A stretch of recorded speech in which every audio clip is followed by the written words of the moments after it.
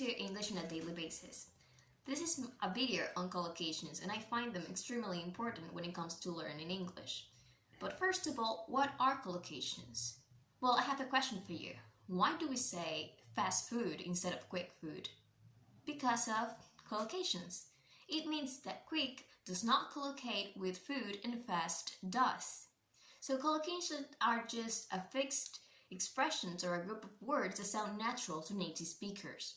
Learning collocations will not only help you to improve your English, but will also give you alternative ways of saying things. So instead of saying it was very dark, you can say it was pitch dark or it was pitch black. Some collocations are strong and others are more open. Say, take a picture. It means that no other word can collocate with picture besides take.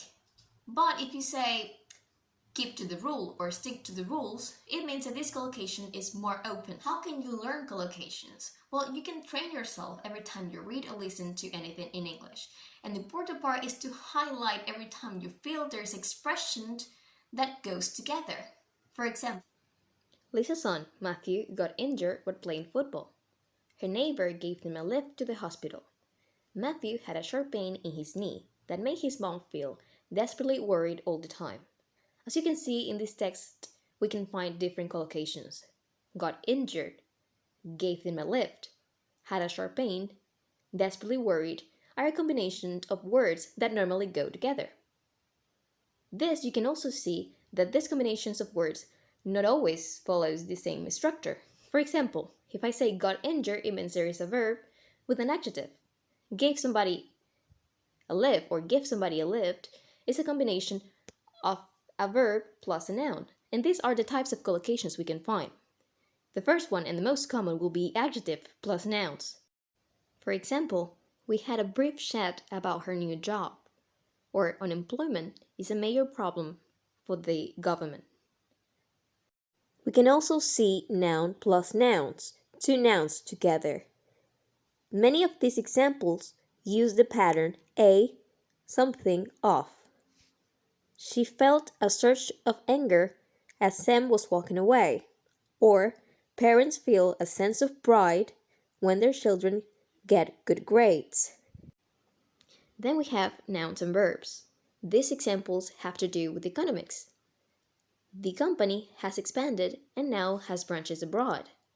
The increase of taxes poses a problem for us. So instead of saying it's a problem for us, we can say it poses a problem. We started up a business last year. There are so many examples related to business and economics. Another good example would be to launch a product, and we hear that all the time. But you can also say introduce a product, but it's more common to hear launch. Verb plus adverbs. They look proudly at their grandchildren, and Derek whispered softly to Stacy. Another usual pair of collocations are adverbs plus adjectives. I'm fully aware of my wrongdoings, or I know well my wrongdoings, and they are happily married. In this category, we can find intensifying adverbs that help us to omit the word very in every phrase. You can say, it was ridiculously expensive instead of saying it was very expensive. Verbs plus expressions with preposition. She was filled with horror as she entered the room. And every time I remember this scene, I burst into tears. Now that you know the different types of collocations and how often you can find them in text, it will be easier for you to write it down and learn them by heart.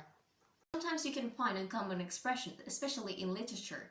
For example, in a poem, you can read a blonde flower, and you know that blonde normally collocates with hair and people. Well, this is because poetry and literature plays with language and experiments with it, and it could give this artificial sentences. So if you like this video, I really appreciate that you subscribe, and can you name some collocations?